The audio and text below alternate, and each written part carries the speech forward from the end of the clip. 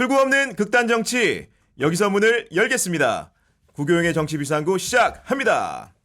안녕하십니까, 구교영입니다. 구독자 여러분, 주말 잘 보내고 계신지요? 다음 주 목요일에 드디어 22대 국회가 개원을 합니다. 당선인들 앞에는 총선을 통해 확인한 민의를 어떻게 실현해야 좋을지라는 무거운 과제가 놓여 있습니다. 오늘 정치비상구 토요 특별판에서는 김갑수 문화평론가님과 함께 우리 정치의 미래에 대해서 차근차근 이야기를 나눠보도록 하겠습니다. 평론가님 어서 오십시오. 네, 안녕하세요. 아니, 못 보던 사이에 안경이 좀 바뀌신 것 같습니다. 전부 알리. 아, 전부 알리요? 네. 아니 근데 그 알리가 저는 사실은 개인적으로 이용해본 경험이 없는데 우리 국민 중에 1,500만 정도가 이용을 한다고 합니다. 우리 평론가님께서는 언제부터 알리를 이용하신 겁니까? 좋게 1년은 넘었는데 1년이요? 네, 뭐 제가 좋아하는 분야가 있거든요. 네. 오디오 관련해서 부품 때문에 들어갔다가 말이 안 되게 싸서 좀 구매를 했는데 멀쩡하더라고요. 품질이요? 네, 그러다 야금야금 하다가 지금은 머리끝부터 발끝까지가 알리. 이건 알리 아니고 대부분 알리로 채워지는 애국심이라는 거 있잖아요. 네. 또 다른 맥락이 있더라고. 하여튼 많이 네. 써요. 네. 아니 안 그래도 최근에 이제 정부가 해외 직구를 이제 제한하는 정책을 내놨다가 우리 국민들이 뿔이 나지 않았습니까? 아마도 선생님도 못 들여오면 우리도 못 파는 그 맥락이 있는데, 그러니까 그 정부가 뭘 결정해도요 국민 설득 과정 없이 그냥 툭툭 지르는 게 이게 전부 대통령 발 아닌가라는 의심을 갖죠. 네, 맞습니다. 그 지난번에도 워낙 평론가님 나오신 다음에 반응이 너무 좋았는데 오늘도 많은 기대가 됩니다. 그런데 지난번 방송에서 일부 오류를 바로잡을 부분이 있다고요. 아, 그게 뭐 따지고 보면 소소한 건데 네. 이게 소소한 게 아니다 하는 생각이에요. 제가 그 대통령 연임제 얘기를 하면서 개헌과 더불어 연임제 얘기를 하면서 미국은 4년 연임 네. 중임이죠, 중임. 중임, 4년 중임제죠. 중임이죠. 네. 연임은 이제 계속 할 수 있다는 의미니까 중임이고, 프랑스는 7년 중임이에요. 그랬더니 댓글에 프랑스는 5년입니다가 몇 개나 떠 있더라고. 댓글 현인이 등장했군요. 네. 그럴 리가 없는데 미테랑이 7년 2번 했는데 하고 생각했다가 찾아보니까 2002년에 프랑스가 개헌을 해서 7년을 5년으로 바꾼 거더라고. 임기를 바꿨군요. 네. 네. 그래서 프랑스도 7년 연임이 5년 중임으로 바뀌었어요. 그러니까 나이 먹으면 생기는 문제가 이 정보가 업데이트가 안 되는 거야. 아예 아닙니다. 옛날에 알던 걸 네. 계속 써먹어. 네. 그 지식이나 정보가 업데이트 안 되는 거는 그냥 뭐 작은 문제일 수도 있잖아요. 맞습니다. 네. 근데 생각이 업데이트 안 되는 건 진짜 문제인 거예요. 맞습니다. 예. 그래서 대표적인 사례를 들어보겠는데 이상돈 교수가 여기 출연을 하셨더라고요. 맞아요. 네. 전에. 한번 하셨습니다. 예, 제가 그분의 정치적 견해에 동의하지는 않는데 되게 존경하는 분이에요. 식견이 있기도 하지만 뭔가 이 온건한 그 보수주의자의 좋은 모습을 보여주거든요. 근데 그분이 계속 그 영어로 그 말을 쓰거든요. Too much democracy, 맞아요. 과잉 네. 민주주의. 그 민주당 얘기를 하면서 민주주의가 너무 많은 거 아니냐고 염려를 하세요. 이건 진짜 생각해 볼 문제다 그 생각을 했어요. 안 그래도 최근에 국회의장 선거를 두고 맞아요. 우리 국민과 당원들이 모두 분노하는 게 좀 있지 않았습니까? 예. 그 투머치 데모크라시라는 문제를 가지고도 뭔가 얘기해 볼 대목이 예. 분명히 있는 것 같습니다. 그러니까 그 이상돈 교수 연배 사람들이 걱정한 건 뭐냐면 이 지식을 통한 역사적 체험 때문에 그래요. 인류 역사에 특히 근대사에 다수가 거리에 나와서 뭔가 항쟁과 혁명적 열기를 불러일으켜서 엄청난 재앙을 불러일으킨 역사가 많거든요. 네. 특히 전체주의 국가 역사에서는 그런 일이 더 많았고 말이에요. 그러니까 다수 대중의 정치적 목소리에 대해서 언제나 우려의 생각을 갖게 마련이에요. 그리고 그건 일정 정도 뭐 상당히 정당성이 있는 얘기인데, 근데 우리나라는 지금 세계에서 최초의 위대한 실험을 하고 있는 중이라고 생각하거든요. 그 실험의 제목은 당원 민주주의입니까? 네, 네. 그러니까 대중정당으로 당원 민주주의 하는 나라는 지금 뭐 유럽에도 꽤 있지만 지금 우리가 이루고 있는 거는 뭐냐면 최초로 역사상 최대 규모의 직접 민주주의를 하고자 하는 거거든요. 아, 직접 민주주의로. 네. 네. 뭐 이재명 대표도 연설에서 여러 번 얘기하더라고요. 한국 민주당의 이 당원 규모가 세계 최대라고. 아마 공산당 빼놓고는 민주국가에서 역사상 이런 규모는 없을 거예요. 지금 헤아려 보면 거의 300만 된다는 건가요? 네, 250만이라는 얘기도 하고 네. 280만 얘기라고도 하는데 계속 증감은 있어도 이제 네. 300만 소리 해도 크게 뭐 틀리지 않는 수준이 됐고 거기에 당비내는 진성당원 한 150만을 헤아린다고 그래요. 근데 뭐 세계 어느 나라에 이런 규모가 있냔 말이에요.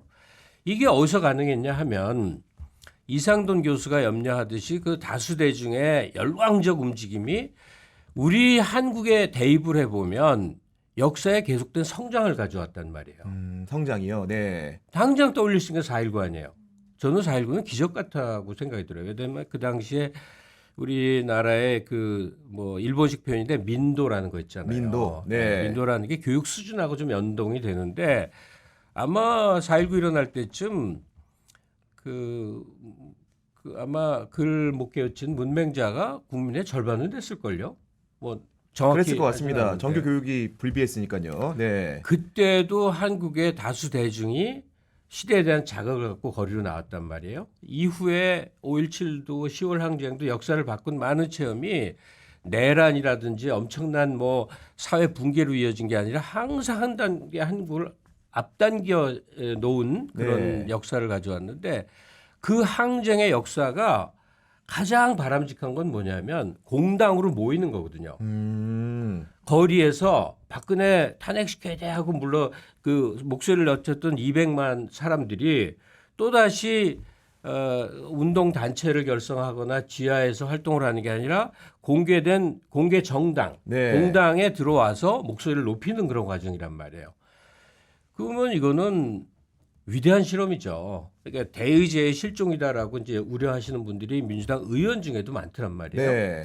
이거는 다수 대중에 대한 이제 불신에서 생겨나는 감정 아니에요? 그렇습니다. 네. 네. 분명히 대의원들이 있고 대의원을 경과해서 의원들이 있는데 의원들의 뭐 공천권이라든지 의장 뽑고 뭐 그밖에 원내대표 뽑고 하는데 당원들이 목소리를 낸다. 이거 어떻게 생각해야 되느냐? 이건 판단 여부예요. 한국의 다수 대중 그중에 정당 가입한 사람들이 과연 정말 폭동이나 난동을 일으킬 그 무책임한 다수 대중이었느냐? 한국의 저항 민주주의를 이끌었던 주체 세력인가? 잘 생각해 봐야 돼요. 지금 모두가 핸드폰을 갖고 있잖아요. 맞습니다. 그러니까 당원 의사결정하기 위해서 전당원 투표할 때 한 방이면 되는 거예요. 간편한 방식이 존재합니다, 이미. 예. 그러니까 직접 민주주의가 가능해졌고 이 정당의 숫자가 몇백만을 헤아리게 됐고 거기에 통합적 지도부가 있고 이재명 대표가 현재로서는 거의 절대적 리더 위치를 획득했단 말이에요. 이것이 한국을 퇴행으로 이끌 것이냐, 집단 난동으로 정말 귀결될 것이냐, 정말 민주주의의 전 세계에서 탐구해 볼 만한 가치가 꽃을 피울 있는 것이냐. 하나의 네. 사례로 결과할 것이냐 그 과정 중에 있어요. 그러니까 추미애 의장 실패 역시도 그 과정의 모습 같아요 보니까 의원에 뽑히거나 다선인 사람들은 대중들의 당원들의 직접 관여를 우려하는 거야. 여전히 우려하니까 슬쩍슬쩍 뭐 추미애 씨에 대한 개인적인 뭐 불신이나 또는 선호도 좋아하지 않는 감정이 존재했거나 뭐 이것도 일부 있을 수 있겠으나 네. 근본적으로는 당원들이 목소리를 막 높이는 거에 따라간다는 것에 대한 거부감이 있단 말이에요. 그러니까 한국에서 민주당의 당원으로 가입한 사람들의 집단 의사 표출을 어떻게 평가할 것이냐 지금 그 과정이고 큰 실험 중에 있는 그런 상황이라고 봐요. 그럼에도 불구하고 여전히 대중들의 당원들의 의견이 있지만 의원들의 행동 양태는 그들을 불신하는 아까 말씀해 주신 대로 뭔가 팬덤으로 얘기하고 그건 그나마 온건한 말이고 뭐 개딸이라는 표현으로 격하도 하지 않습니까? 네, 뭐 개딸이야 그러면 나 개딸이야라고 반응해요. 하시라고. 네. 그 양무석 씨가 좋은 태도를 보였더만 의원들이 한참 전이죠. 한 1, 2년 전에 TV 패널에서 이제 반대쪽 국힘 의원이 막 이제 이재명 쏘아붙인 거죠. 네. 이재명 똘만이라고 거의 그런 수준의 공박을 하니까 저 이재명 씨하고 차 한 잔 마신 적 없어요. 저는 개딸이에요 그러더라고. 근데 그 굉장히 당당한 대응이구나 그런 생각을 했었어요. 네. 개혁의 딸이란 말에 준말이지만 사실 열렬한 지지자들을 의미하잖아요. 네. 이게 강성 지지자라는 건 정말 안 맞는 표현입니다. 그럼 강성 지지하면 어떤 지지자라고 표현할 수 있는 겁니까? 민주당의 강성은 과거에 존재했던 이제 극좌파들을 의미해요. 극좌파는 별개의 정당을 하겠지만 이 이제 온건 민주당 그러니까 온건 진보 안에도 들어오게 마련이거든요. 그 경우는 민중혁명을 하자든가 북한의 정말 통일 전선 통일 노선을 동참한다든가 뭐 네. 지금 현재 민주당에 그런 세력이 없죠. 네. 한국 자체 극좌는 소멸했어요. 오히려 극우가 지금 준동하고 득세하는 과정이지. 그러니까 강경 지지자가 있는 게 아니라 열성 지지자가 있는 거죠. 열성 지지자다. 좀 의미가 다르잖아요. 네, 이념적으로 맞습니다. 강경한 네. 사람들은 소멸했어요. 오히려 온건 민주주의 그 계열의 민주당 열렬 지지자들이 지금 그 뭐 팬덤이다, 개딸이다 조롱을 받는데 뭐 그럼 당당히 그래 나 팬이야, 네. 나 개딸이야 그냥 얼굴 내밀고 그러는 게 옳다고 그 생각해요. 개딸로 대변되는 열성 지지자들의 등장을 보수 세력의 태극기 세력과 뭔가 등치를 시키면서 뭔가 그 사람들을 강성이고 뭔가 잘못된 방향으로 오도할 수 있는 세력으로 몰아가는 분위기도 있지 않습니까? 그러니까 저는 이제 태극기 세력은 그 건강 증진을 위해서 좋다고는 생각을 해요. 노인들이 집에만 있지 않고 강원에 나와서 막 이런 운동도 네. 되고 그 지하철 무임승차가 그런 의미 아니에요. 그 이 사람들이 집에만 있다가 병원 가는 비용하고 지하철이나 버스 무임승차를 시켜서 돈이 좀 들더라도 생기는 경제 효과를 계산해 보니까 무임승차가 사회 전체적으로 훨씬 이득이더라 이익이다. 하는 네. 그런 계산이거든요. 그러니까 노인들 광화문 나와서 이런 건 좋은데 이제 그걸 선동하고 유튜브 채널을 통해서 하는 사람들의 말은 너무나 위험합니다. 왜냐하면 민주당을 향해서 종북 주사파 척결하자 말살을 시키자라는 주장을 끊임없이 하거든요. 이거는 민주사회의 공존의 논리하고 정반대되는 극우들의 목소리, 파시스트의 목소리다. 목소리. 네. 이건 정말 척결 대상인데 가령 제가 친구로 과거에 지냈던 그 이봉규 같은 친구들도 내가 그 채널에 초대를 정말 수없이 받았는데 끝내 안 나가고 네. 절연을 해버렸는데 거기서 너무나 쉽게 종북 주사파 소리를 해요. 이러면 이 사람들은 좋은 쪽이라면 도태되거나 나쁜 쪽이라면 역사에 큰 죄악을 짓는 건데 정말 이 사람들 정말 민주주의의 기초가 안 돼 있는 위험한 사람들이구나. 다만 분노한 우익들에게 저런 아주 극성스러운 목소리를 내야 돈이 되니까 수익 창출 차원에서 저러는구나라는 생각은 듭니다. 네. 그게 그나마 제일 양해해 줄 수 있는 부분이에요. 그런 말씀은 아까 말했던 민주당을 지금 견인하고 있는 열성 지지자들 같은 경우에는 그런 기존에 온전하는 보수에 있는 강성 지지자들과는 정치적인 맥락 이런 게 아예 전혀 판이하다는 말씀이신 거죠? 이념 성향이 다르죠. 네. 그러니까 보수 세력들을 토착 왜구다, 보수 꼴통이다 조롱은 해요. 근데 그들을 그야말로 파시스트로 몰아붙이진 않아요. 그 멸종시켜야 되고 그야말로 목숨을 끊어야 될 그런 대상으로 삼지는 않는단 말이에요. 네. 근데 이거는 그래서 가령 개딸은 극좌고 태극기는 극우다. 난 이건 굉장히 이상하게 만들어진 구도라고 생각을 합니다. 정치적 편의에 의해서 뭔가 네. 이용하려는 사람들이 만든 그 대척점이라는 생각이 드는데 그러면 지금 민주당 안에서도 당원 민주주의를 강화하기 위한 발판으로 여러 가지 제도적 개선책이 나오고 있잖아요. 예를 들면 국회의장뿐 아니라 원내대표 선거 때도 당원권을 좀 보장을 해주자 이런 정책에 동의를 하십니까? 당연히 동의를 하죠. 왜냐하면 우린 지금 위대한 실험을 하고 있다 이거거든요. 저는 당원이 아니에요. 네. 당원 가입 안 하는 건 뭐 20대 때부터 신념이기도 해요. 이 세상에 어떤 단체에도 가입하지 않겠다 해서 네. 그 자동으로 그냥 나도 모르게 들어가 있는 의료보험하고 주민등록증 빼고는 없었는데 국가적 귀속위원회는 네. 하나가 더 있었어. 뭡니까? 민족문학 작가회의에 나도 회원이더라고. 지금은 이제 이름이 바뀌었는데 하여튼 그 저는 가령 이재명 씨도 그 지지하고 조국 씨도 지지하고 심지어 이제 댓글에 막 욕이 올라오는 보수 쪽에 누구도 지지하고 뭐 이런 네. 이런 거거든요. 그래서 당원데 의견은 낼 수 있잖아요. 그렇죠. 네. 근데 어쨌든 지금 얘기하고 있는 당원이 정당의 주체가 되는 대중정당 지향이라는 거는 그 우리 그 근대사에서 한 차례 또 도약의 발판이 될 것이다 이런 생각을 네. 합니다. 정말 전례 없는 당원 민주주의 실험이 잘 안착됐으면 좋겠는데. 단 네. 경계는 할게요. 경계. 그 경계. 얘기를 자칫하면 잊어버릴 뻔했는데 우려하는 사람들의 목소리를 좀 들어달라.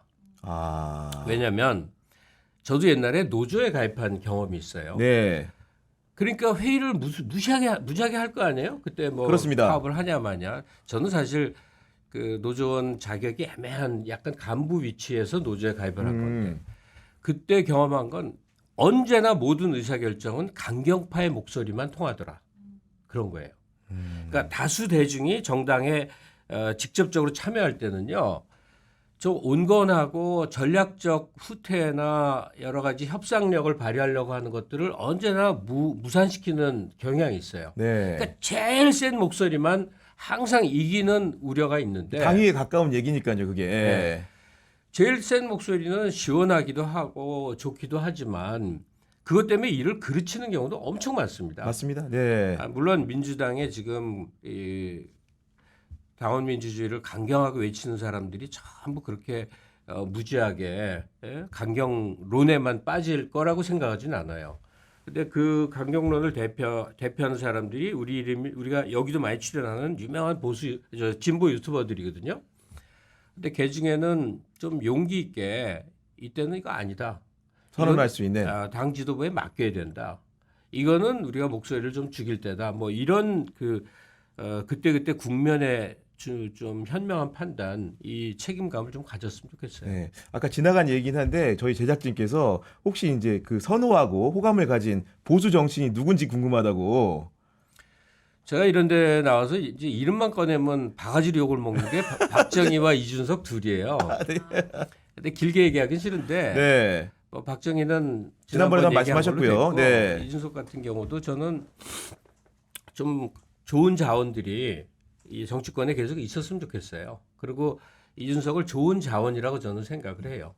그 사람의 정치적 성향 그런 거 말고 그러니까 이른바 말이 되는 정책이 있고 앞날에 대한 구상이 있는 더구나 무엇보다도 젊거든요. 근데 젊은데 너무 노회하다는 이제 비판을 많이 받는데 뭐 자기가 경험을 빨리 습득해 갖고 그런 걸 어떻게 하겠어요. 근데 그렇죠. 네.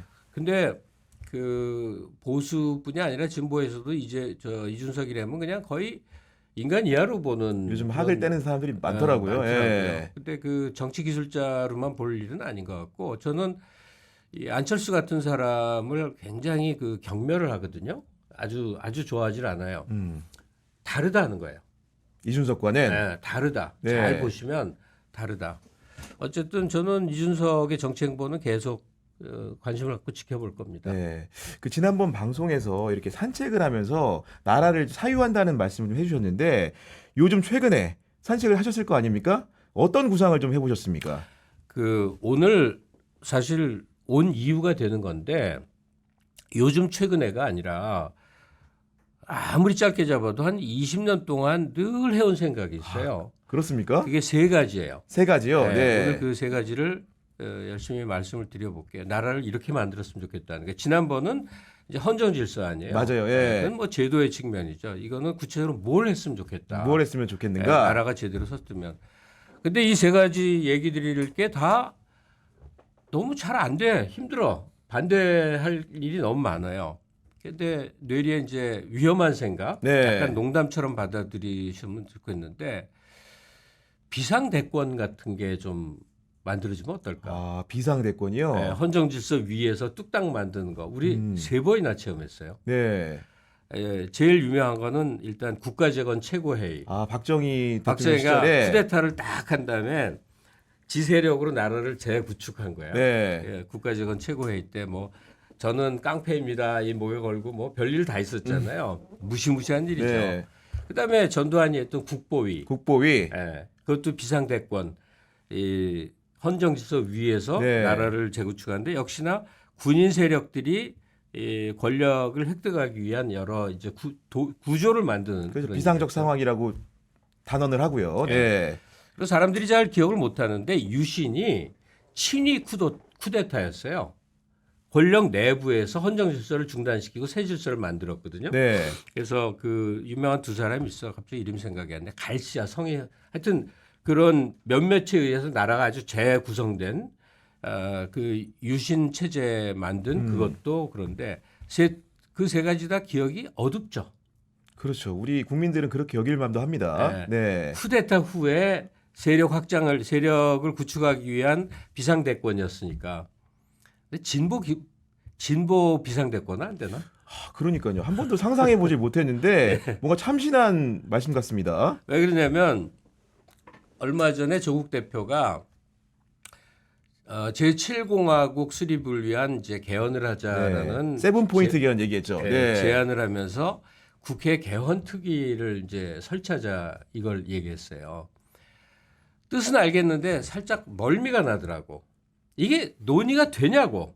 공전할 가능성이 높죠. 개헌 특위는 밤낮 있었어요. 옛날에도 있었고 그 옛날에도 네, 있었고 있었습니다. 늘 매번, 있었어요. 네. 그러면 허구한 날 국힘 뭐 몇몇 당에서 그냥 모여서 뭐 말만 하다가 이제 끝나요. 네. 그게 그러니까 우려하는 사람들은 개헌을 미끼로 해갖고 그 지금 윤 정부 빨리 하차시켜야 된다는 이거를 무화시키는 거 아니냐. 이건 그래서 개헌 추진은 굉장히 곤란하다. 뭐 이렇게 주장하는 분들도 있거든요. 근데 사실은 개헌 추진과 뭐 탄핵의 진입은 사실 동시적으로 일어날 일이기 때문에 기술적으로 어느 게 어떻게 해야 될지 잘 모르겠어요. 선우가, 네. 그러나 둘 다 필요한 일인 건 틀림없죠. 어쨌든 그 조국 대표가 생각하듯이 국회 개헌 특위를 통해서 아주 진지한 토론을 통해서 새 나라를 만듭시다. 이게 너무나 진부하고 안 돼서 네. 야, 뭐 비상대권 안 되나? 정말 참신한 생각인 것 같습니다. 어떻게 구성할지 누가 참여할지는 여러모로 따져봐야겠지만 그럼 비상 대권이 주어집니다. 그럼 주어졌어요. 어떤 일부터 해야 됩니까? 1, 2, 3으로 제목부터 네. 먼저 볼게요. 1. 검찰 문제. 2. 대학 무시험. 교육 문제. 3. 연방제 국가. 연방제 국가요. 네. 예. 뭐부터 얘기할까요? 1번부터 얘기합시다. 순서대로. 좋습니다. 네. 그러니까 검찰에 대해서 정말 많은 생각을 요즘 온 국민이 하지 않습니까? 저도 그렇고. 근데 이거는 너무나 많이 숙지가 돼 있는 사안이니까 뭐가 문제인지를 건너뛸게요. 네. 그냥 제가 내린 결론은 한국의 최종 권력을 행사하는 이 검사들 집단은 자기 이익, 자기 자신과 자기 일족과 자기 연관된 사람들의 이익 실현을 위한 도구로서의 기능 이상을 못한다. 진단하시기에요. 예. 네. 그다음에 경찰이 하지 못하는 고등범죄를 검찰만 할 수 있다고 생각했고 과거에 그러기도 했는데 윤석열 씨가 그 서울지검장 검찰총장 된 이후에 한 5, 6년 혹은 6, 7년 세월 동안 그런 고등범죄가 포착되지 않았다. 전부 다 자기 권력 획득을 위해서 가령 삼성 이재용을 때린다 하면 그건 뭐냐? 뒤로 거래하는 일이었다. 야당을 탄압하기 위한 도구였다. 정책 수단이었다. 그러니까 이게 결론은 검찰이 해체돼야 된다. 예, 그러니까 검찰을 개혁을 한다. 문재인 정권 시절에 많은 얘기를 했는데 오가는 표현을 많이 썼죠. 너무나 얽히고 설켜있어요. 일단 기수로 쫙 그 이해 그 고리들이 엮여 있고 그다음에 이제 없어졌다 그래도 검사 동일체라고 그래서 지들끼리 다 뭐 하고 신성 가족이라고 그래서 검찰 연고자들은 다 면제받고 이 사회 악의 뿌리가 깊다 못해서 야 이건 국가 범죄를 저지르는 그냥 주체구나. 더구나 이 범죄 그 조작이 얼마나 많습니까? 지금 드러나고 있는 것들만도 지금 의혹 제기가 많이 된 상태죠. 무시 많아요. 네. 그래서 현재 검찰 조직은 일단 다수는 체포해서 처벌해야 됩니다. BC 정권 프랑스에서 BC 정권 무너지고 나서 뭐 몇만 명 처형했다듯이 우리나라에서 처형까지는 못 간다 하더라도 그들의 재산을 몰수하고 장기 징역형은 해야만 될 정도의 해악을 이들은 저질렀다. 뭐 그렇다면 검찰을 대체한 것은 경찰력을 강화하면서 네. 또 그 수사청을 만들자는 거 아니에요? 저 기소청을 네, 만들자는 뭐 거예요. 중대범죄수사청도 만들고 기소청화 시키자는 얘기가 있죠. 네. 그 기술적인 문제들은 뭐 전문가들이 차치하고, 예, 네. 할 수가 있을 거예요. 그러니까 현재의 검찰 구성원들 중에 일부를 차출해서 쓰기도 하고 또 다른 인력을 쓰기도 하되 중대범죄수사청을 뭐 만들든 아니면 경찰 산하에 그걸 두든 뭐 그건 다 기술적인 문제인데 현재 권력을 이루고 있는 중추에 해당되는 사람들은 해체와 더불어 다수는 엄격하게 처벌해야 된다. 이렇게 생각을 합니다. 그 안 그래도 저도 윤석열 정부 들어서 좀 특이한 점이 그 중앙지검을 필두로 한 이제 부패 수사를 전담하는 부서들이 그 기업 수사를 했다는 얘기를 들어본 적이 없는 것 같아요. 그 한국만 국가 비리나 큰 사회 비리가 없고 고위공직자들이 비리가 전혀 없는 나라 같아 보이잖아요. 그렇죠. 예. 말이 된다고 생각을 해요? 아니 그리고 예전에는 MB 정부 때는 그래도 보면은 여야라는 게 기계적 균형인 것처럼 마치 그치. 야당 수사를 하면 어디선가 또 여당 국회의원을 이제 기소한다거나 그런 행위들이 있었는데 지금은 이제 수적 평등이 전혀 안 보이니까 정말 범죄라는 거는 기울어져 있는 건가? 여당의 정부에는 범죄라는 게 없는 건가? 비범죄화돼 있는 건가? 이런 의문이 들 정도예요. 검찰의 직접 범죄도 또 문제지만 네. 또 다르게 우리가 진지하게 봐야 될 거는 이걸 왜 수사하지 하는 것들이요. 가령 김혜경 여사한테 7만 8천 원 그러니까 정확히는 법인카드. 10만 4천 네. 원으로 기소를 한 일을 두고 그 검찰 물론 이제 민주당 쪽 사람인데 추정컨대 1,000억쯤 들었을 거라는 거예요. 아. 든 비용이 네. 2년 반 동안 수사력을 수사 감안했을 인력, 때 수사비, 검찰 월급 다 더하면 요 김혜경 씨를 망신시키기 위해서 들인 모든 비용을 계산하면 1,000억 들었을 거라고 계상을 해요. 얼마나 뭐 사실에 가까운지는 네. 모르지만 그런 일이 무수히 벌어지고 있어요. 게다가 어쨌든 간에 국민 세금으로 그럼- 조직이 운영되는 거 아닙니까? 네. 그래 다 그렇게 해먹고 특히 기업 수사 같은 거 무지하게 열심히 기업 수사하잖아요. 네. 근데 우리 안 나오죠. 왜? 딜하는 거거든. 예? 이 검사 퇴임 후에 가서 거기서 이 요직을 맡는다든지 또 한다든지 우리 눈에 포착되지 않지만 어마어마하게 많은 사건들에 손을 대는데 이게 그들의 자기 이익 실현을 위해서 도구로 쓰이고 있단 말이죠. 이게 지금 드러난 것만 하더라도 이들은 다 감옥을 가야 되는데 멀쩡히 이러고 있고 더 이상 검찰이 사회정의의 구현 수단이라는 말조차도 안 하고 있어요. 그러니까 그냥 이익 집단들인데 이익 집단들이 자기 이익만 추구하는 게 아니라 그걸 위해서 사회 전체를 망가뜨리고 있는데 이게 범죄다라는 인식을 못 하고 있어요. 그러니까 하여튼 비상대권이 주어져서 국가를 제대로 바로 세우기 한다면, 위해서 리빌딩 한다면. 혁명적으로 손을 대야 될 대상에 제1번이자 알파와 오메가는 검찰을 손대는 것인데 네. 이것은 그냥 해체해서 끝나는 게 아니라 엄청나게 처벌을 해야 된다. 이렇게 생각합니다. 알겠습니다. 그러면 다음 단계, 2단계. 2단계는 한국인의 우리 모두의 삶에 가장 영향을 미치는 게 뭘까 생각을 해보면 결국 교육이에요. 대학 가는 거예요. 네. 네. 그러니까 한국이 여기까지 성장하는데 교육만큼 중요한 게 어딨나 이건데 제가 구교영 씨한테 질문을 하나 해볼게요. 네. 사지선다형 시험 문제 그러니까 사지선다형 공부를 하는 거 어떻게 생각하세요? 사지선다형 공부. 네. 그게 객관성은 담보를 한다고 생각을 할 것 같아요. 왜냐면은 서술형 같은 경우에는 네. 채점하는 사람의 주관이 들어가기 때문에 그나마 모두가 시험을 치렀을 때 공정하게 가릴 수 있는 우열을 가릴 수 있는 방식은 아마도 객관식 문항의 사지선다형에서 정답을 고르는 형태가 되기 때문에 그런 방법을 택한 게 아닐까라는 생각을 좀 하고 있습니다. 네. 굉장히 예상하지 못한 답변인데 네. 그 한 뭐 20년도 넘었는데 지금은 사지선다형이라면 다 욕한다고 저도 욕했고 예?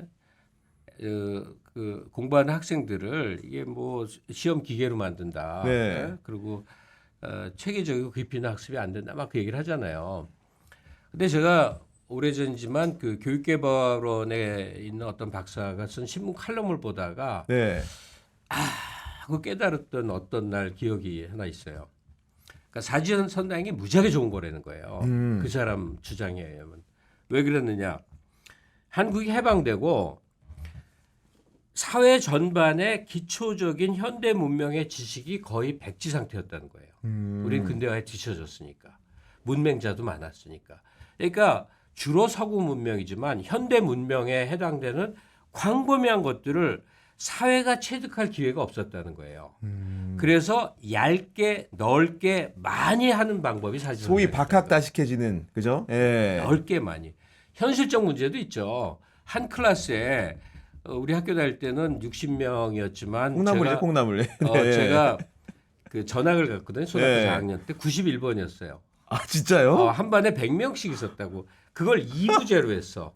우리 오전반, 오후반. 3부제로 네. 했어. 3부제까지 했었어요. 네. 100만 학도에 그랬으니까 한 학년이 100만 명이었다고 전국에. 그러니까 사지선당을 할 수밖에 없었던 현실적인 조건. 그다음에 사지선당이 유리했던 교육 환경 이런 것들을 보자면 그렇구나. 모든 시기에는 그에 걸맞는 교육 여건이 있구나. 네. 지금 사지선다행이 좋다고 그러면 미친놈이지. 지금은 수도 많이 줄었고요, 일단. 네. 주관식으로 깊이 있게 들어가서 그 사람의 전체적인 지적 역량을 파악하자 이거니까 지금 사지선다행 좋다고 말할 사람은 아무도 없잖아요. 드물죠. 네. 그러니까 시대 환경에 따른 교육 변화가 있어야 되는데 우리는 잘 변화를 못 시킵니다. 왜 그럴까? 유명한 사례가 있습니다. 한국인들의 영어 실력이에요. 길거리 지나가는 아무나 붙들고 외국인이 질문하면 2마디 이상 못합니다. 그러니까 토익 점수는 높은데 회화는 안 돼요. 16년 동안 공부했는데. 네. 그러니까 그걸 또 방어하는 사람들은 원서를 보기 위해서 그렇대. 문법 전문 교육시킨 게. 그게 말도 안 되는 소리인 게 원서 볼 일이 원서를 없죠. 볼 일이 있는 사람은 알아서 공부할 뿐더러 대학 가서 그걸 열심히 또 공부하면 그럼요, 되는 네. 것이 소수고 다수는 기본적인 교양 영어로 가야 되잖아요. 회화 중심에. 그게 훨씬 좋고 너무나 마땅해. 유럽의 비영어권 국가들은 다 그렇게 교육을 해요. 네. 왜 안 할까? 아, 갑자기 머리가 멍해지는데요. 영어 네. 학습 이해 당사자들의 기득권 때문에 그렇대요. 이거 100%래. 아, 공부하는 당사자들의 기득권 때문에 교육하는. 그러니까 교사들, 사교육 전문가, 교육개발원, 교육부 여기에 전문가들이 그리고 무엇보다 대학에 현행의 교육 영어 교수 방법에 의해서 이득 그 수익이 이익 창출하는 돌아가는 사람들. 그 구도가 워낙 얼마나 크겠어. 영어와 수학의 그럼요, 그 예. 전체 매출이 뭐 상상 초월할 일 거 아니에요. 맞습니다. 예. 그러니까 홍성대 씨 그 수학책 팔아갖고 대학 세웠잖아. 그러니까요. 그 기득권이 워낙 세서 바꾸는 게 옳다는 걸 알면서 못 바꾼다는 거야. 참으로 비참하게 느껴지는데요. 그러니까 이렇게 하는 게 너무나 마땅히 옳은데 못하고 있는 게 우리 사회에 많은데 그래서 기득권이 문제라는 건데 영어 이 학습법에 이제 사례를 들었듯이 교육제도 자체도 똑같다 이거예요. 그래서 뭘 좀 하려고 그래. 이게 줄잡아 20년 이상 된 주장이에요. 근데 저도 10년 이상 목매어 외쳐왔고 재작년 2년 전에는 그 경희대 김종영 교수란 분이 있어요. 네. 저는 뵌 적은 없는데 그 책을 열심히 다 읽었는데 서울대 10개 만들기란 책으로 굉장히 그 베스트셀러도 되고 방송 출연도 많이 하신 분이에요. 네. 그러니까 교육제도 개혁의 핵심은 교육의 내용이 뭐냐 하는 거에 따라서 크게 이제 바뀔 때가 됐다. 혁명적 변화가 있어야 된다. 근데 이제 모든 학교의 대학의 이해 당사자들이 전부 반대할 거거든요.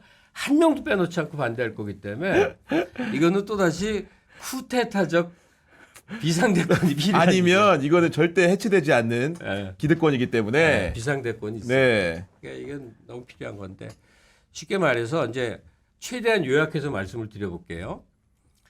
전국의 모든 공짜 들어가는 대학을 한 개의 대학으로 통합하는 거예요. 국공립 대학들을 국립, 공립, 도립, 시립, 분립 뭐 하여튼 공짜 학교 많아요. 공짜 네. 대학들. 그걸 다 합치면 20몇 년 전에 민주노동당이라고 있었잖아요. 압니다. 네. 거기서 추계할 때 34만 명 정도의 학생이 이제 확보가 된대요. 정원이요. 네. 네. 근데 지금 폐교한 것도 많아서 한 30만이라고 봅시다. 그러니까 지금은 학령이 한 50만, 60만 되지 않아요?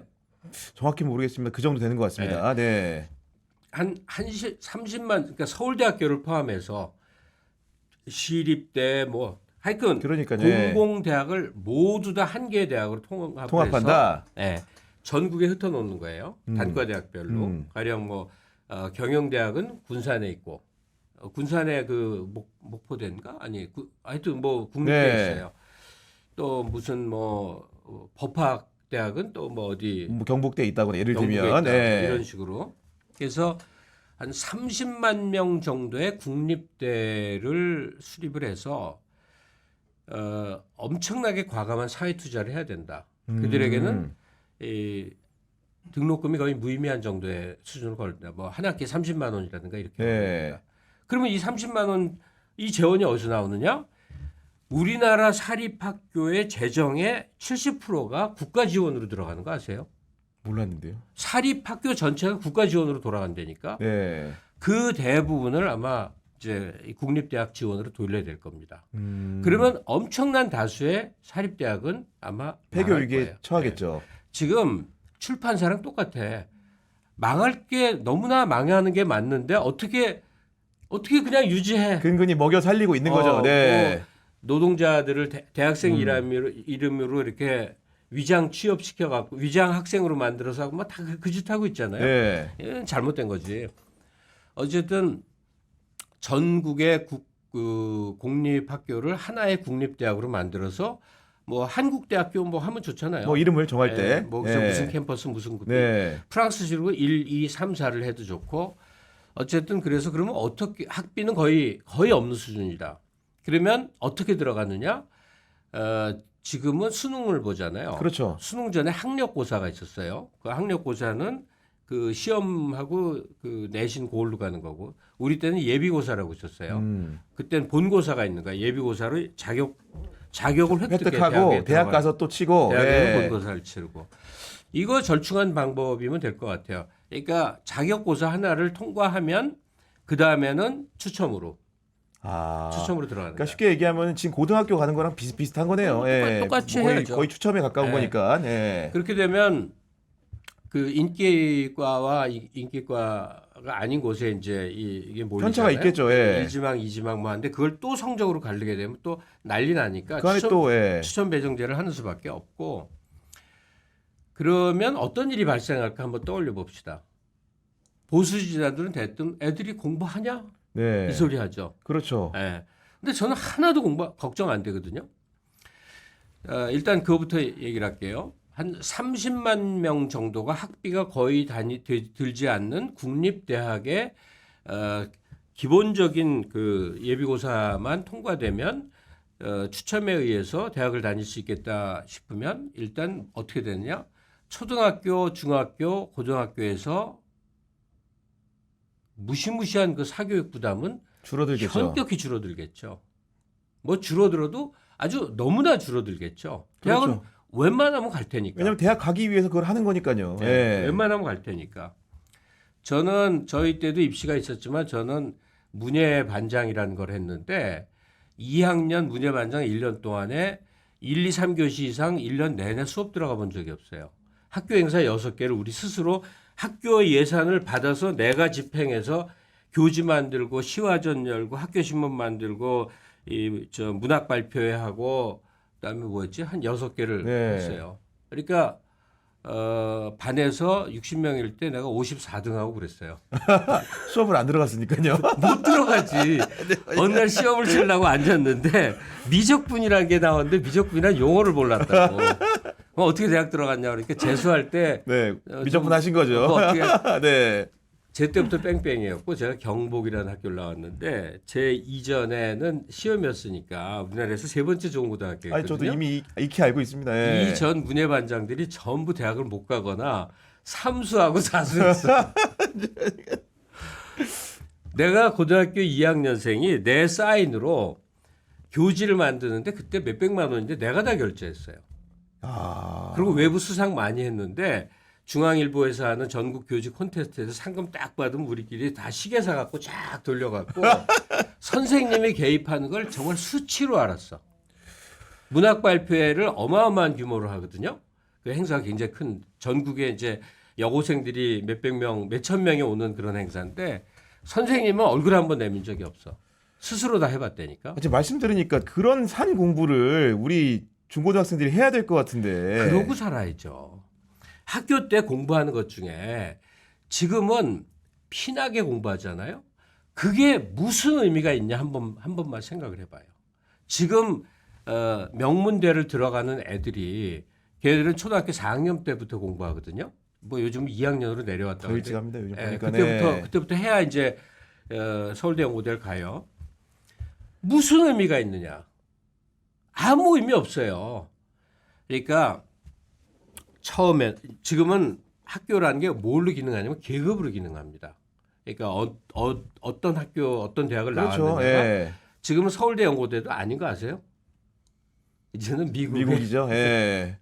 완전 계급서열로 좌우하니까 이건 그것도 잘못됐지만 초중고 시기에 상상을 초월한 하루에 15시간씩 매일 공부해야 되는 그 공부의 열정이 우리가 산업화 단계까지는 엄청나게 자산으로 작용을 했단 말이에요. 예? 아무것도 기초가 없는 나라에서 엘리트를 그런 식으로 찍어내서 양성을 예. 해서 또 그런 기업에 들어가서 중고등학교 대입 공부하듯이 정말 밤샘 야근하고 뭐 해외 진출하고 해서 무시무시한 노력을 통해서 대기업을 이루고 자기도 대기업에서 쭉 성장해서 임원도 돼보고 다 부자 돼서 강남 살 여기까지는 좋았다고. 네. 근데 지금 우리나라가 가꾸고 있는 첨단 산업이 밤새서 공부해서 되는 일이냐 말이에요. 창의력이 필요하죠. 네. 네. 오히려 공부 안 하는 애들이 잘해요. 그럴 것 같아요. 그러니까 예.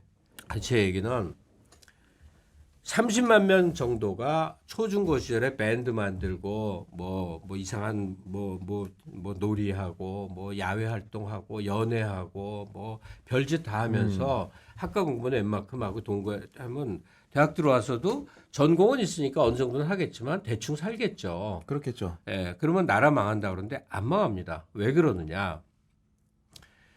어떠한 경우에도 공부할 놈은 공부해요. 자기 인생에서 공부를 통해서 변별력을 가져서 성장할 사람들은 미리 좀 웃자라. 미리 깨우쳐서 미리 합니다. 그래서 반드시 필수적으로 해야 될 거는 대학이 아니라 대학원 교육에 강화합니다. 프랑스도 솔본 그러니까 한 대학으로 파리 대학을 통합을 해서 1대학, 2대학 바로 그 가장 좋은 모델이라고 그러잖아요.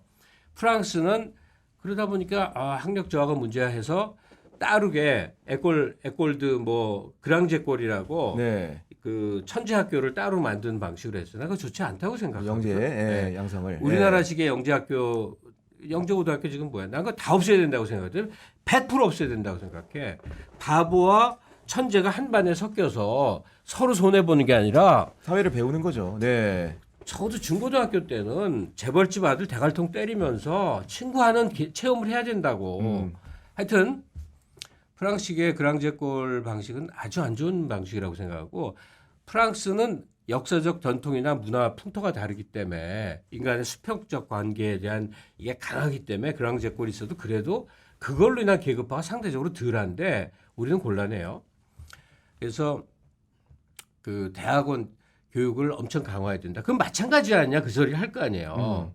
또 대학원 입시 있는 거 아니야? 또 이렇게 생각할 수 있죠. 예. 맞는데 이게 나이가 다르다 하는 거예요. 초, 중, 고까지는 엄마의 재력, 엄마의 강요, 그 집안의 푸시가 너무나 많은 영향을 미쳐요. 예? 아무리 조숙한 아이라도 16, 7, 8 할 때까지는 벗어날 수가 없어요. 부모, 네. 더구나 우리는 따로 독립생활하는 게 없잖아요. 그런데 대학을 들어가서 자유로운 공기 속에서 23 여자의 경우 23, 24 남자들 군대 갔다 오면 더 그 나이에 엄청나게 센 대학원 교육이 기다리고 있다면 그것은 자기 선택으로 해요. 그때도 부모들이 모는 사람은 있긴 있을 것 같아. 그러나 상대적으로 훨씬 다르죠. 성인이 된 나이에 나는 한국대학교 무슨 생물학과 생물 전공 대학원 가서 석박할 거야라고 결심한 사람하고 초중고 때 엄마가 떼밀어 갖고 그 전공 이게 차원이 다르거든요. 그래서 지금 우리나라 석박은 저도 이제 대학원 하다 때려쳤거든. 네. 너무 잘했어. 학위 주는 거야 그냥. 네. 그냥 주는 거예요. 다니면 준다고. 음. 근데 이건 정말 치열하게 해야 되죠. 국가 통제도 해야 되고 대신 석박 학위의 이 가치, 밸류를 엄청 높이는데 이공계에다가 이공계. 이공계에 정말 재정적 지원을 엄청나게 이 지금 돈 드는 얘기들은요 전부 돈이 있어서 하는 얘기예요. 사립학교 지원금을 일로 모은다는 얘기예요. 하여튼 그러면 이공계 좀 인재인 애들은 대학서부터 전액 장학금에 아마 생활 보조비에 뭐 연구 실적 뭐서부터 받고 다닐 것이고 대학원 들어가면서부터는 아마 거의 특별한 존재로 다닐 것이고. 그러니까 이타적 학문을 하는 사람에게는 정부의 전폭적인 투자가 필요하다 이런 말씀이신 거네요. 그래서 궁극적으로 이공계 박사를 받아서 주로 이제 기업체 연구원이 되거나 했을 때 소득을 의사보다는 낮게 해줘야 된다. 현행 우리나라 의사들이 되게 이제 보도 딴다고 그러거든요. 레지던트 되고 대학 취업하면 과마다 다른데 한 1,100에서 1,500 사이 받거든요. 네. 그 이상 받게 해줘야 된다. 내가 의대 가느니 의대 가서 남들 배 째고 맨날 고름 냄새 맡느니 나 연구원 할 거야가 소득이 높아지면 글로 간단 말이에요. 그리고 사회적 기여도 더 클 수 있어요. 예. 큰 정도가 아니라요. 의사는 머리가 좋을 필요가 없어요. 내가 의사랑 살아서 아는데 머리가 너무 나빠. 아둔해.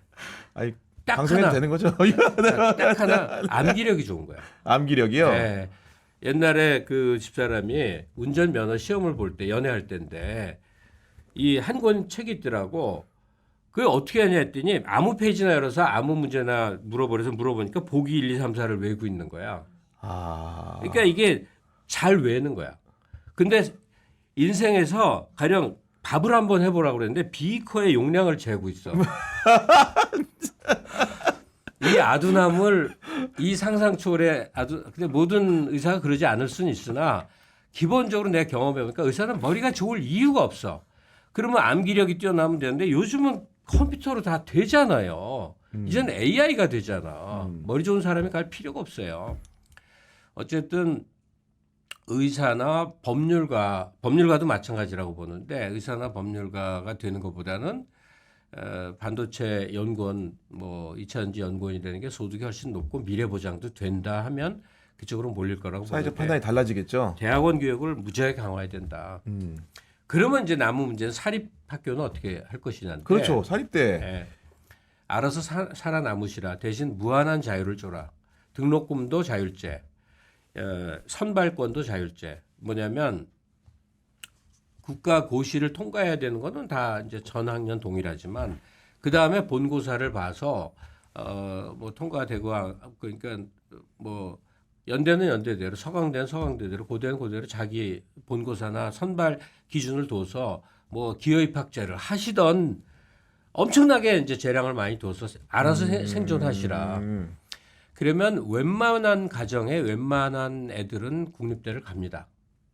그런데 뭐 특수층들이 명문대 좀 간다고 그렇게 억울해하지 마시라고. 근데 그들이 이제 세습해서 계속 기득권을 강화시켜 나가면 그건 문제인데 그렇지 않다고 저는 생각을 해요. 그래서 한 개의 국립대로 전체 통합을 해서 국가고시 통과한 자들은 이제 추천 배정으로 대학을 다니고 대학원 교육을 강화하고 학비는 거의 면제 수준으로 국가 투자를 하고 사립대학은 자기 생존력을 돌아. 그러면 이제 나름은 좀 더 무리한다면 수도권이나 서울에 있는 명문 사립대에게 무한한 자율권과 재량을 주되 지방 이전만은 좀 강제해야 되지 않겠는가. 연대 캠퍼스 가면 아름답잖아요. 그렇습니다. 거기를 멋진 공원이나 무슨 예술품 전시장으로 만들면 얼마나 좋을까. 하여튼 그렇게 생각을 해요. 그래서 교육 개혁을 해야 된다. 네. 그리고 마지막 개혁 뭘 해야 되는 겁니까? 이제 이 마지막은 그 저는 한국에 태어나서 이 노인네가 될 때까지 자라서 정말 그 전통 한국인이에요. 외국 물 많이 먹은 사람 보면 딱 시야가 달라. 친구놈들 봐도 한 16년 독일에 유학 갔다 온 놈은 딱 부러워. 저는 요 땅에서 지지고 볶고 산 게 지겨워요. 그러다 어느 때부터인가 이제 역사책을 즐겨보기 시작했어요. 그러면 내가 산 60평생의 한국 역사는 어마어마하게 짧은 거였어. 대국의 꿈을 좀 가지면 안 되나? 아, 나라가 좀 커지자. 네. 그러니까 지적인 사람들은 그런 걸 되게 비웃어요. 나라 크면 그게 무슨 의미냐 이런 얘기를 해요. 그 말도 맞는데 그냥 컸으면 좋겠어. 그냥이에요, 그냥. 근데 클 수 있는 방법이 있는데 그런 체험을 한 나라들이 많단 말이에요. 전혀 별개의 언어와 별개의 민족이 하나의 국가를 이루어서 연방제로서 무언가 대국의 꿈을 가진 거는 수천 년 역사 동안 무수히 물론 나중에 또 쪼개지기도 하고 하죠. 네. 슬로바키아나 체코가 합쳤다가 뭐 떨어졌죠? 네. 전쟁을 하기도 하고 많은 일들이 있지. 근데 우리는 대국의 꿈을 가져볼 수 있지 않나 하면 일단 그 만주까지 이제 영토를 생각해 보는데 1차 대상은 북한이죠. 당연히 북한이지. 그죠? 바로 위에 있으니까요. 네. 그 북한을 생각하면 늘 불안한 게 북한이 못 살고 전쟁 위기를 일으키는 것보다 못지않게 늘 걱정되는 거는 중국이에요. 중국 입장에서는 대동강 위까지는 자기 영토라고 생각을 하거든. 그렇게 생각하고 있죠. 길리면서 쭉 내려가서 대동강 위까지는. 그러니까 역사 시기를 막 이렇게 계산하면 또 걔네들 주장이 100% 틀리지도 않아요. 걔네들도 할 말이 있다고. 근데 우리는 되게 억울하지. 이러다가 김정은 어떤 급변사고로 뭐 헬리콥터 떨어져서 잘못되면요. 적어도 그 김주희인가 김주혜인가 그 딸아이가 대권을 받을 수는 없고 군부 집단 지도 체제가 들어서면요. 중국이 위성 국가였다가 먹는다고. 오히려 지금 김정은은 소중한 존재예요. 방파제 같은 역할을 한다. 북한의 어떤 통합성을 현재는 갖고 있으니까 언젠가 네. 우리 나라가 같이 될 생각이라면. 그래서 그 과거에 이제 김일성이 열렬히 주장했던 게 고려 연방제예요. 그때는 북한이 강성할 때였어. 그러니까 고려 연방제 뭐 좀 옹호적인 얘기만 하면 당장 빨갱이로 몰리고 뭐 죽일 놈 취급을 당했지. 근데 김대중이 80년대부터 다시 주장하고 나섰네. 그 이름이 공화국 연방제예요. 공화국 연반제. 네. 근데 같은 거야. 고려 연방제랑. 네. 근데 이제 김일성이 먼저 똥 말해놨으니까 껄끄러우니까 공화국 연방제라고 그랬지만 하여튼 연방에 각각 국가 수반 따로 두고 연방의회가 있고 전체 대통령 우리는 북한에 줘야 되거 못 살잖아. 근데 연방 군대를 어떻게 할 것이냐인데 연방군과 지역군을 따로 두느냐 군대 통합 뭐 여러 이제 기술적인 문제들은 있으나 북한하고 연방하는 것은 중단기 과제로 가능하다. 중단기로 가능하다. 네, 문재인 정부 때 정말 호기를 만났는데 연방에 이응자도 이를 못 꺼냈어. 왜냐하면 한국의 보수 세력이 연방에 연자만 나와도 거품을 물거든. 우리 다 공산화 된다 이래. 구교영 씨, 네. 어떤 공산주의자가 와서 인민이 해방된 공산국가 얼마나 좋습니까? 한번 보라고 그러겠어. 웃을 것 같은데요. 화도 안 나. 크게 웃죠. 예. 화도 안 난다고. 저 요즘은 그래요. 예. 100년 동안 실험을 해봤더니 그렇죠. 네. 이게 왜 꽝인지를 너무나 알게 됐잖아.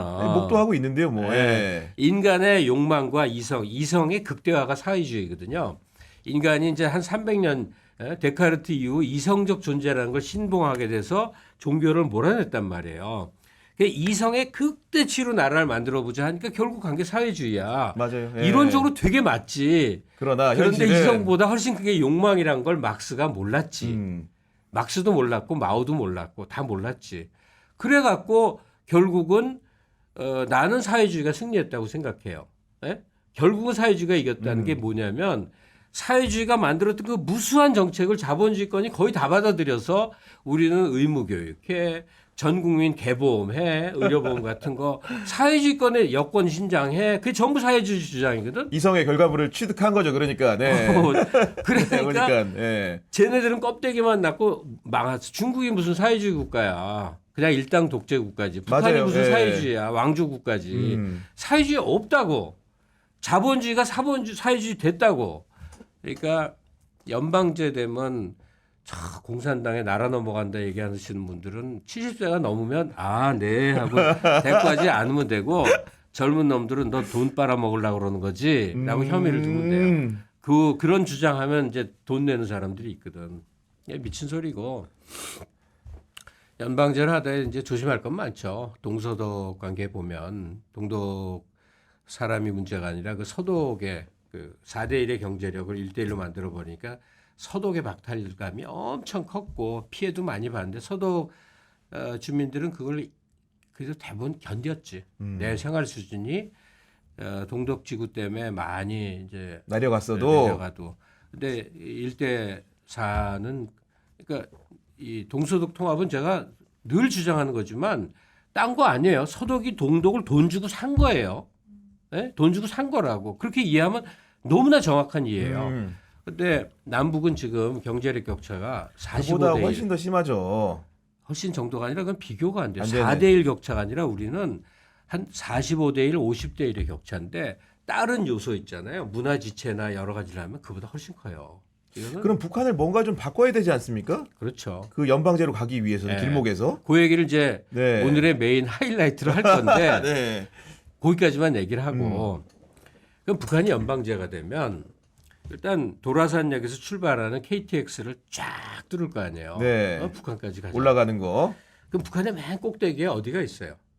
뭐 이제 러시아라든가 중국이 있죠. 예. 북한의 그 회령 위에 네. 지도를 이렇게 보면 맨 북한의 끝자락 여진족 살던데 현재 북한령인데 끝자락에 요쪽은 연해주, 요쪽은 네. 흑룡강성. 네. 요렇게 돼 있어요. 옛날은 그게 뭐였냐? 그냥 버려진 땅이야. 그래서 그냥 반도인들이 넘어가서 거기서 개간하고 살았다고 그 후예들이 지금도 다 있고 있잖아요. 한국말 쓰고 예. 있다고. 근데 이제 중국이 어느 날 갑자기 이렇게 강성해져서 저는 중국의 미국하고의 양강 체제가 앞으로 뭐 30년, 50년 그 이상 간다고 생각하거든요. 첨단 쪽에 워낙 중국 망한다는 얘기하는 사람들 보면 난 정신 있냐 그 소리 하고 싶어요. 네. 나라면 친중하고 싶어. 우리가 주워 먹을 것도 많고 해줄 것도 많은데 어쨌든 그러니까 현재는 러시아하고 관계 회복이 훨씬 나으니까 연해주로 해서 쭉 KTX가 올라가면 어디 닿아요? 시베리아 횡단 네. 열차에 다. 네.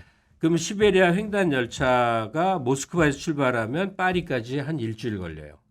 우리는 한 이틀 걸릴까? 여기서 가는데 그러니까 시점까지 가는데 블라디보스톡까지 네. 블라디보스톡까지 한 2, 3일 걸려서 가고 거기서 일주일 걸리면 적어도 7, 8 열흘 이내에 여기서 기차 타고 파리 갈 수 여행도 있는 가고. 거네요. 예.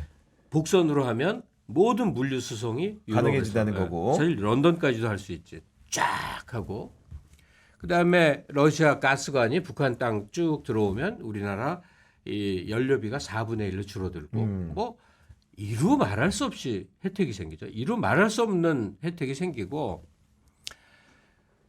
아주 운이 좋다면 우리나라가 돈을 더 많이 벌어서 더 강성해진다면 중국한테 정말 빌듯이 어마어마하게 혜택을 그들에게 줘서 흑룡강성에 그러니까 흑룡강성이 어디냐 우리가 옛날 북간도라고 부르는데요. 북간도요. 네. 네. 안수길 선생의 소설 북간도. 그 북간도 얘기 막 난 어렸을 때 그 읽고 막 하여튼 굉장히 심취했었는데 그 북간도가 그 지금 흑룡강성 그쪽인데 다 그냥 우리 개간터인데 거기를 경제 특구로 할양을 받는 거지. 옛날 일본이 네. 우리나라 경제 개발할 때 마산 수출 자유 지역이라고 그래서 무관세로 들어와서 할양받아서 이 사업했었거든요. 네. 그러니까 마산 수출 자유 지역에 일본이 들어오는 식으로 우리도 중국에 피해 안 끼치고 그 북한도 지역, 흑룡강성 지역에 철도라든지 기타 시설 이렇게 한단 말이에요. 북한에서 쭉 고속 열차를 타고 쭉 유럽까지 이제 이어지는 우리가 섬에서 해방되는 일이 생기잖아요. 그러면서 뭘 생각해야 되느냐? 우리 뿌리를 한번 찾아보자고. 뿌리를요. 네. 네. 뭐 유전학적으로는 바이칼 호수에 있는 그 이제 그 뭐 몇몇 쪽이 유전적으로 제일 비슷하대. 뭐 이름도 우리랑 비슷해. 근데 하여튼 저는 이 생각을 합니다. 우리가 영토를 확장하고 싶고 강대국이 되고 싶다. 우리는 지금 선진국 문턱이지만 거의 선진국이라고 봐도 되잖아요. 그렇죠. 네. 근데 선진국이나 강대국은 아니잖아. 강대국이라 보긴 어렵죠. 중국은 선진국은 아니지만 강대국이죠. 강대국이잖아요. 강대국은 반드시 필요한 게 농업 기반이에요. 어떤 전란이 일어나도 자급자족할 수 있는 농업 기반이 있는 게 강대국이에요. 군사력만이 강대국을 의미하는 건 아니거든요. 그래서 KT 고속열차를 타고 쭉 이렇게 가다 보면 보이는 땅이 하나 있어. 아, 몽골 아닙니까? 몽골이에요. 네. 근데 몽골이 한반도의 7배거든요. 면적이요? 네, 중국이 영위돼버린 외몽골 빼고도. 근데 거기 450만 명이 살아. 정말 광활한 영토에 적은 인구가 사네요. 말이 안 되지. 다 빈 땅에서 가봤거든요. 다 빈 땅이지. 어디야 포드에 무슨 차 타고 갔거든요. 네. 가도 아무도 안 보여.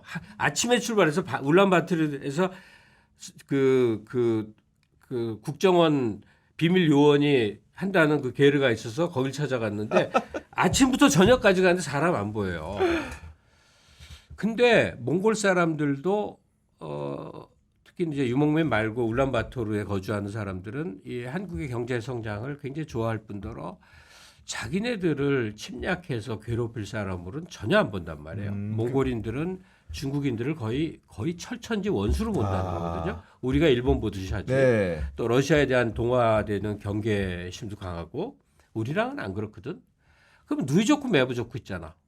그렇죠. 예, 거기 5천만 마리의 양들이 있거든요. 몽골 땅 현재 한국인의 많은 숫자는 목축과 농업을 위해서 농업 이주를 하고 몽골인의 다수는 지금 3만 명쯤 여기 노동자로 와 있거든요. 많은 수가 사업이나 노동을 하러 여기 오고 교류를 하고 그래서 한몽 연방공화국을 만들면 아, 연방의 좋겠네요. 꿈을 북한뿐만 아니고 예. 몽골까지 시야를 넓혀서 예. 정말로 대국이 되는. 예.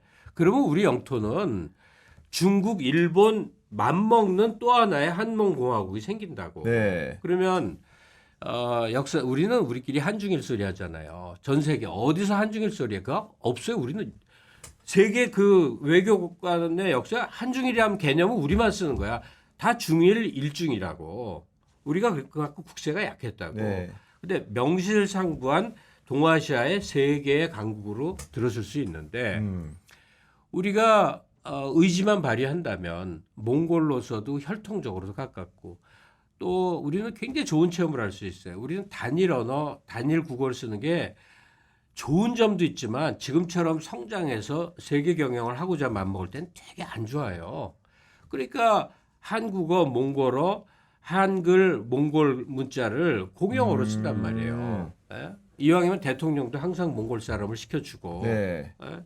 국가수반은 따로 두지만 그래서 한국, 북한, 몽골 쭉 이어지는 대국을 만들어 보면 어떻겠나요? 그야말로 큰 그림이네요. 네. 네. 그러니까 북한하고의 공화정 추진은 현직 대통령이 지금 윤 대통령은 아니에요. 네. 제대로 된 사람이 네. 들어와서 선언적으로 해서 추진을 북한하고 하고 먼 미래 계획은 한몽 국가 통합에 대한 연방제 통합에 대한 의지를 밝히고 네. 여기서 좀 세부적인 얘기를 하나만 할게요. 북한하고 그러면 어떻게 연방제를 만들 수 있느냐? 예? 나는 그거에 대해서는 트럼프가 굉장히 탁견을 갖고 있다고 생각을 해요. 아, 김정은하고 만났을 때 했던 얘기들. 예. 맨날 또 잊어먹고 하는데 트럼프 때 그 강경파고 우리나라 막 함부로 대했던 북한하고 협상 다 뒤집어 엎은 강경파 그 관리 있어 미국에 저도 수염 이름이 기르고 예. 그놈 이름이 뭐더라? 이따 제가 다시 한번 검색을 한번 해보겠습니다. 우리나라에도 예. 너무 유명해. 네. 그렇게 생기고 그놈이 다 엎어버렸지. 근데 그 이름이 우리한테 너무 익숙한 이름이에요. 근데 좌우간 그 사람이 안보보좌관인가 그랬어요. 네. 근데 그 사람의 회고록에 그 얘기가 전부 다. 아, 내가 그 회고록에 그 부분을 봤거든. 존 볼턴. 존 볼턴. 네. 존 볼턴. 이 사람 회고록에 무슨 내용이 나오냐면요. 그러니까 트럼프가 김정은을 만나서 제안한 사항들. 네, 이렇게 네. 얘기했대요. 당신의 나라 너무 지금 뒤처졌지 않았냐. 언제 경제 건설을 하고 언제 공장 짓고 언제 부자 되냐. 요원하다. 한 방에 부자 되게 할 수 있다. 뭐냐? 라스베가스를 시너지나 북한에 한 서너 개 만들어라. 아, 서비스 산업을 부흥시키자 이 얘기네요. 향락 산업을. 네. 그러면 전 세계에 돈 쓰고 싶은 부자들이 라스베가스 갔다가 저 어디지? 그 제일 많이 가는 우리 누나 맨날 가는 마카오도 가고. 마카오. 네. 우리 누나 1년에 서너 번을 네네네. 가더라고. 네. 그러니까 근데 북한은 얼마나 신비롭냐 이거예요. 훼손되지 않은 데거든. 저개발이기 때문에 그대로 남아 있는 데거든. 거길 성처럼 만들어 갖고 거기 가서 노름도 실컷 하고 세계 최고의 그 짜릿한 쇼단들 만들고 호텔 뭐 수영장 뭐 별거 다 있을 거 아니에요. 네. 그 산업을 돌게 하고 경영이야 뭐 미국인들이 와서 하겠지만 거기에 이제 투자해서 건물 짓고 하는 건 그 특구 안에 북한 사람이 얼마나 많이 고용되겠네요. 네. 라스베가스 하나에서 나오는 그 투자 수익금이 웬만한 나라 하나보다 크거든요. 웬만한 그냥 비리비리한 나라 하나보다 그거 한 서너 개 만들어봐라. 아마 북한이라는 입지적 조건 때문에 더 갈 것이다. 신변보호, 비밀 엄수 다 되고 신나게 놀러 갈 것이다. 그것만으로 당신들 떼돈 버니까 그걸로 국가를 운영하고 경제 개발에 네. 미천 삼아라. 네. 그러면 우리도 같이 제안할 수 있어요. 북한 영해를 통과하는 KTX가 있으면 중간중간에 적어도 기착 지점, 정거장은 있어야 될 거 아니에요. 그렇습니다. 예. 정거장 지역에 숙박시설, 영업, 오락시설, 숙식, 뭐 식사, 뭐 그런 걸로 하면 이 통관하는 통관비로만 북한이 먹고 살아요. 아, 그야말로 그들 말대로 자력 갱생이 가능해지겠네요. 그럼요. 네. 그러니까 북한에 있는 라스베가스, 남한이 제공하는 KTX 통관비만으로도 북한은 현재 뭐 1인당 GDP가 한 3,000불이 안 돼요. 그거 3배로 올릴 수 있다고. 그래서 우리가 극구 얘기하는 거지. 김정은 체제 보장을 해주겠다. 예? 당분간 보장해도 되잖아. 당장 하나의 나라로 합치면 이거 안 돼요. 북한 사람들 학대받는다고. 네. 그러니까 북한도 좋고 우리도 좋고 해서 제가 얘기했잖아요. 비상대권을 가진 그 네. 일종의 개혁 세력이 있다면 나라를 리모델링 한다고 한다면 검찰 해체하고 교육 개혁하고 그다음에 북한하고 선언적 공화정 제안을 하고 이어서 어느 정도 수습이 되면 몽골하고의 국가통합도 제안해서 네. 동아시아의 세 개의 거대 국가로 우리도 그 중에 한 축이 돼보자. 알겠습니다. 지금 여기 평론가님과 함께 나라를 바꿀 세 가지 꿈을 화두로 얘기를 나눠봤는데 정말로 지금까지 생각 못했던 우리는 개헌이라는 장막에만 갇혀 있었는데 그걸 걷어내니까 이제 정말 새로운 비전이 보이네요. 그럼 국가 비상 대권을 가진다면 말했던 검찰을 바꾸는 문제, 교육을 바꾸는 문제, 나아가서는 나라의 틀을 바꾸는 문제까지 이렇게 상상력을 가지고 한번 도전해봤으면 좋겠다. 이런 생각이 좀 들었습니다. 오늘도 매달 다양한 담론을 말씀해 주시는데 정말로 저의 뇌를 자극하는 그 상상력의 끝을 한번 본 것 같습니다. 다음 달에도 김갑수 평론가님 모시고 말씀 나눌 수 있으면 좋겠습니다. 구경의 정치비상구는 월요일 오후 4시에 여러분들 다시 찾아뵙도록 하겠습니다. 지금까지 시청해 주셔서 감사합니다.